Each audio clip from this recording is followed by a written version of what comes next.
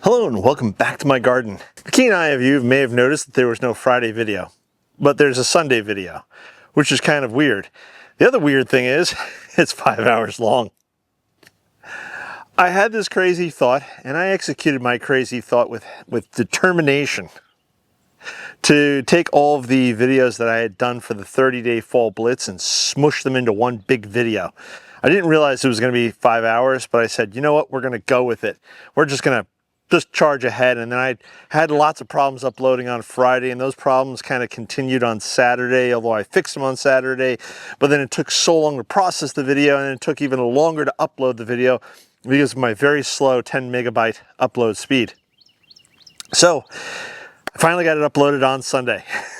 I don't expect any of you to really watch it. It was just something that I wanted to do. It was just a crazy idea that I had, and I was going ahead and just full bore executing it, just irregardless of whatever. So maybe if you're vacuuming, or if you're doing the dishes or painting the walls and you just want some sort of background noise, flip it on. You can give it a watch, let it play. All the videos that are in that video, that 5 hour long video, are actually in a separate playlist. So if you missed any of the 30-day fall blitz, or if you wanted to go back and watch any of the particular videos that I made, you can go to that playlist, check them out there, and only watch a maybe 5 or 8 minute video as opposed to 5 hours. Today we are going to be doing a tree trimming project. I'm not sure what I'm naming this video yet, so you may have already figured it out. We're going to be trimming up my crepe myrtle that's in front of the house. Now, I have several crepe myrtles throughout the property, and I will be trimming the others. Thank you to all the new subscribers, by the way, who have tuned into this channel, or subscribed to this channel to follow along with my gardening antics / adventure as I try to build a garden here in Eastern North Carolina, growing zone 8B. So, with all that being said, let's go over to the crepe myrtle I will be trimming today. All right, here I am standing underneath my crepe myrtle that's in front of the house, and I really do love this thing. And I didn't realize how much it has grown, or how quickly it's grown in the, 4 going on 5 years I've been here. And it's grown a lot. It's probably at least triple the size in height, which is pretty amazing. Over the years, I have been doing some selective pruning on this, and I've learned about taking care of your crepe myrtles. And I've learned that the one thing that is quite common with crepe myrtles that you should absolutely never do is crepe murder, which is this. A lot of people tend to do this in the fall / winter, and then in the springtime they get a lot of new top growth. They get a lot of this big, thick top growth, and it looks really pretty, and then they just chop it down to the trunk, which is apparently not a very good thing for the plant at all, and it's just, yeah, it's a bit of a mess, and it looks terrible during the wintertime. Either way, I do not do that, and I have been selectively pruning, like I said, this tree for the past few years. And this year, I'm just probably going to be giving it a light prune for various reasons. One of them is there's things like this branch, which really annoys me, and I think it needs to go. It annoys me because it's sort of that I'm going to walk into at height, and I want the canopy just to be that much higher so that I can work around the tree without having to hit my head. Now there is this branch here, but as you can see, I have the bench here. So I think this works out just fine. There's also some branches that are close to, if not touching the house, and I want to prune some of them back, move it away from the house. Obviously, you don't want tree branches touching the house. There's probably just a few branches on the interior that I may prune out, but that's about it. I'm really satisfied with the overall shape and the height and how it's growing. If you grow crepe myrtle, let me know in the comments below. This is not really a tree trimming video per se, because I'm not an expert in these things. I probably could and/or should wait another, I don't know, month to do this. But I have the opportunity now, and I thought this would be a fun, quick little video, and it's not really going to hurt. The tree's not going to try to put on any new growth from what I trimmed today, because it's already going into dormancy, as you can see all the leaves falling. So with that being said, let's take out this branch first. And I know the camera, I know the exposure, it all may look funny, but this is the branch I'm talking about. And again, it's just sort of that eye level, whereas if I'm trying to walk in this way towards the flower beds, it's going to bonk me. It's also probably going to get heavier over time, so it's going to sag a bit more, and it's going to be in the way of the driveway. So I think now's the good time to take it.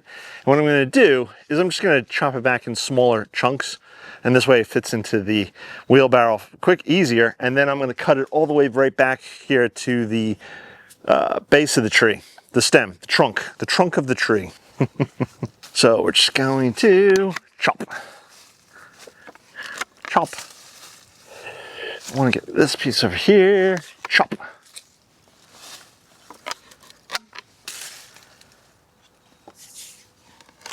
There we go. And debating whether I should get the saw out or not. I think I can get it with the pruner. Oh yeah. Perfect. I don't know how easy it is for you guys to tell from where you are, but already this feels so much more open, and I don't feel like I have a branch in my face, so it'll be easier for me to walk through.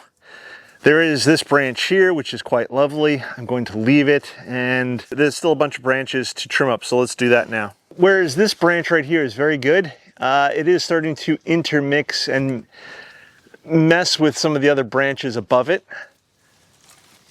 So I'm not sure, I don't really want to get rid of it. What I think I'm going to do is take out the branch above it.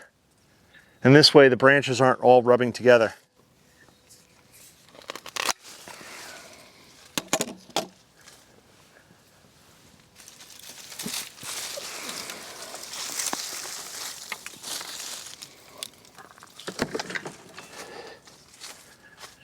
All right, let me get rid of you.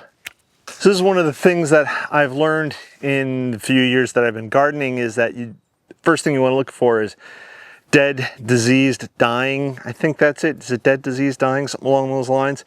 Touching, rubbing branches. You don't really want rubbing branches, because then what will happen is that they will create open sores, and then you can wind up getting fungal infections or other diseases inside those sores, which could then hurt the tree. You guys get the point. So there's that done. Now there's probably a few others in here. I'm just looking around now. I see a bunch of little stuff. I'm not going to bore you guys with the little stuff, but I think let's walk around to the other side and see what we see.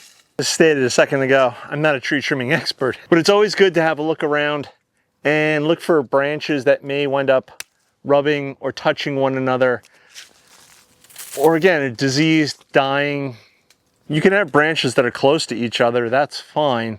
But if you think that they're going to be colliding, then you definitely want to get rid of them. This tree, the birds love, because the bird feeder is right behind you guys on the porch, and the birds love to come up into this tree, hang out here. They get protection from, especially the smaller birds, they get protection from the bigger predators, and then they'll just fly back and forth to the bird feeder or the bird bath, which is right underneath. Structurally, I don't really see any big branches here that I want to touch or remove, which is also good, because that means all the previous trimming I've done over the past few years is paying off. So that this way I don't really have any big branches. And there are some small branches in here. Again, I'm not going to bore you guys with the small tree trimming, but let's go look at now at the branches that are touching the house. So here we are at the corner of the house, and many of these branches here don't look that bad or that close to the house.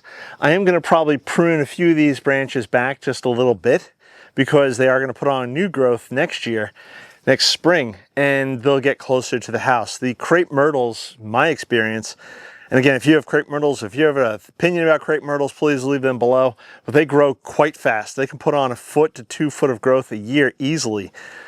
This is just what I've seen. It's pretty amazing. I'm going to just do a little pruning on some of these lower branches, but as the branches above are more of my concern, because you could see how close they are to the house, which I do not want. I don't want them touching the house or touching the gutters, so I'm going to have to trim back some of those branches, which is going to be a little tricky. But some of these branches will be relatively easy enough for me to reach in with my pruners, hand pruners, and just chop out.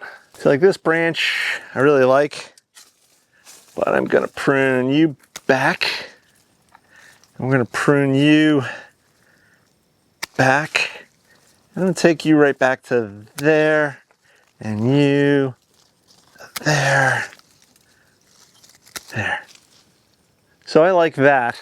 And I don't know how hard it is to see or tell, but I think that's good. This branch we just trimmed.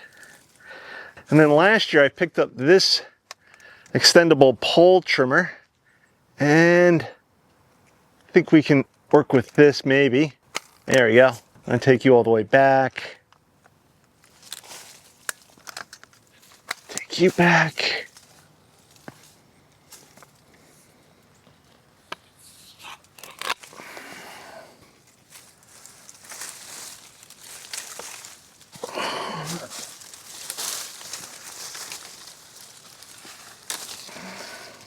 So there was that one branch, I don't know how it's going to show in the video, but it was coming out this way, and it was also rubbing against another branch pretty badly, so I had to remove that. Take this one right back to the branch it came from. And it's always a good idea to step back every once in a while, take a look at the tree, make sure that it is you're trimming what you want to trim, and that you're getting the shape that you wanted to get. In this case, I think we're pretty good coming away from the house. I don't want to trim too much. I'm always afraid of trimming too much. Hopefully you guys can see that there's now quite a bit of distance from the tree to the house, which is always good. And absolute worst case scenario, I could always come back later in the year to trim before the spring, or next fall, I'm sure I'll be back out here trimming again. So there's still a bunch of small branches for me to trim, but nothing major and nothing that's really going to change the structure of the plant. I just wanted to do a quick video today of me coming in here, doing a little bit of pruning of my crepe myrtle. And if I can find it, I'll post a picture of where it was, what it looked like when we first moved into the house. And you can obviously see where it is today. It's come a long way.